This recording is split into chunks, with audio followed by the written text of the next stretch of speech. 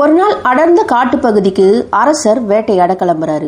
அந்த அரசரோட தளபதியும் மந்திரியும் 4-5 சிப்பாய்களும் கூடவே போறாங்க. ரொம்ப ஆர்வமா வேட்டையாடிட்டு இருக்கும்போது அரசர் அந்த கூட்டத்திலிருந்து பிரிந்து போய் விடுகிறார்.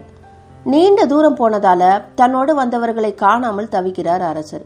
அது மட்டும் இல்லாம அவருக்கு தாகமாகவும் பசியாகவும் இருக்கு. ஆனா கொண்டு வந்த உணவெல்லாம் வேற ஒரு சிப்பாய் கிட்ட இருக்கு.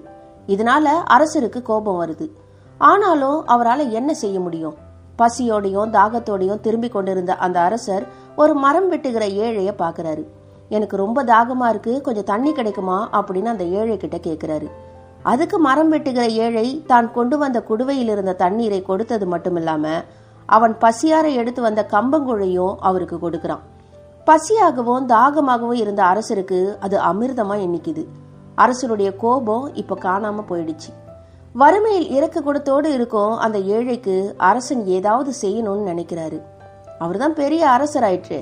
அதனால தனக்கு சொந்தமான ஒரு சந்தன காட்டையே அந்த ஏழைக்கு பரிசாக கொடுத்து விட்டு அதற்கான அனுமதி சீட்டையும் வழங்கி விட்டு போறாரு. ஒரு 6 மாதங்கள் கழித்து மீண்டும் அதே இடத்துக்கு வேட்டையாட வராரு அரசர். அன்று தனக்கு தாகத்தையும் பசியையும் தீர்த்த அந்த ஏழையை தேடுகிறார். அவனும் அந்த அரசனை பார்த்த உடனேயே ஓடி வந்து, நல்லா இருக்கீங்களா, உங்க உதவிக்கு ரொம்ப நன்றி அப்படின்னு சொல்றான்.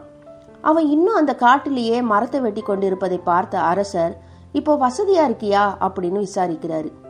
அதுக்கு அந்த ஏழை சொல்றான், ரொம்ப நல்லா இருக்கேன். அங்க முதல் நாள் மரத்தை வெட்டினப்போ அதிகாரிங்க வந்துட்டாங்க. நீங்க கொடுத்த அனுமதி சீட்டை காண்பித்ததும் நீ சிரமப்படாத, நாங்களே வெட்டி கொள்கிறோம் அப்படின்னு சொன்னாங்க. அது மட்டும் இல்லாம முன்பெல்லாம் எனக்கு மரத்தை வெட்டினா ₹1 தருவாங்க. ஆனா இப்போ எனக்கு ₹1 தராங்க.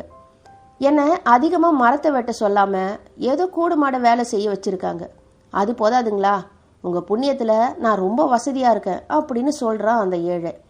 அதுக்கு அந்த அரசன், சந்தன காட்டை பரிசாக கொடுத்தோம், சந்தன மரத்தை வெட்ட அனுமதி கொடுத்தோம், இவனுக்கு சந்தன மரத்துக்கும் சவுக்கு மரத்துக்கும் வித்தியாசம் தெரியாம இருக்கானே அப்படின்னு வருத்தப்படுறாரு. இந்த ஏமாற்று பேர் வழிகள் இல்லாத இடமே இருக்காதா அப்படின்னு நினைச்சு கவலையும் படுறாரு. அந்த காலத்துல மட்டும் இல்ல, இப்பவும் அதே நிலைமைதான். அதிகாரத்தில் இருக்கிறவர்கள் ஏழைகளுக்கு செய்ய கட்டளையிடுகின்ற நிறைய நல்ல காரியங்களை அவர்களுக்கு போய் சேராமல் தடுக்க நிறைய ஏமாற்று பேர் வழிகள் இப்பொழுதும் இருக்கிறார்கள். நமக்கு வரும் அதிர்ஷ்டத்தை நாம தான் பயன்படுத்தி கொள்ள வேண்டும்.